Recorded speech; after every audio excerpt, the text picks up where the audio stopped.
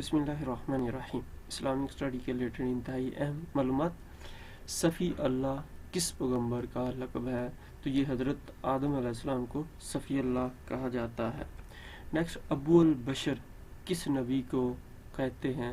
ابو البشر حضرت آدم علیہ السلام کو کہا جاتا ہے، یعنی کہ تمام انسانیت کا باپ۔ نجی اللہ کس پیغمبر کو کہا جاتا ہے؟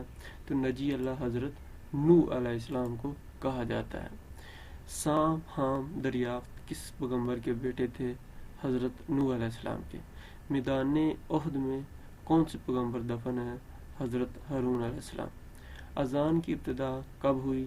ہجرت مدینہ کے فوری بعد۔ حضرت بلال نے کس سے سیکھ کر اذان کا آغاز کیا؟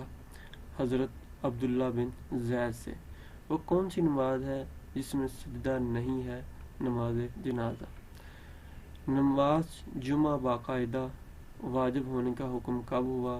قبل الہجرت۔ نماز جمعہ میں امام کے سوا کتنے افراد ہونے چاہیے؟ منیمم 2۔ جو اس کے بعد حضرت ابراہیم اپنے بیٹے اسماعیل کو قربانی کے لیے اس مقام پر لے کر گئے تھے؟ مینا میں۔ 8 ذی الحج کو مینا روانگی ہوتی ہے، بتائیں کس وقت؟ زوال کے وقت۔ میرے ایک ہاتھ میں سورج اور دوسرے ہاتھ میں چاند بھی رکھ دیں تو میں اللہ کی توحید کے پرچار سے پیچھے نہیں ہٹوں گا۔ آپ صلی اللہ علیہ وسلم نے کس کو کہا تھا؟ حضرت ابو طالب کو۔ آپ صلی اللہ علیہ وسلم کے کون سے چاچا آپ کے رضائی بھائی بھی ہیں؟ حضرت حمزہ۔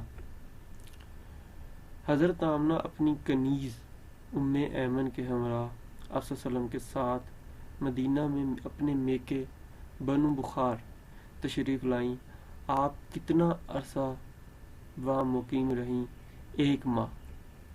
حضرت آمنہ نے کس جگہ انتقال فرمایا؟ ابوا۔ پہلی جنگ بھی ابوا کے مقام پر ہوئی تھی۔ غار حرا کا بلائی حصہ اب گر چکا ہے، صرف نشان باقی ہے، بتائیں کوہ حرا کو اب کیا کہتے ہیں؟ جبل نور۔ علانیہ تبلیغ کا آپ صلی اللہ علیہ وسلم کو کب حکم ملا؟ بعثت کے 3 سال بعد۔ علانیہ تبلیغ سے پہلے شروع کے 3 سال کتنے افراد مسلمان ہوئے؟ صرف 30۔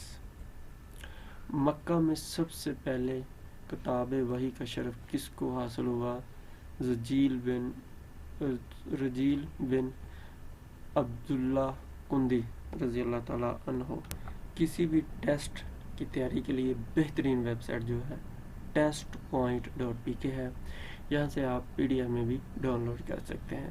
دس is the best website of Pakistan. اللہ حافظ۔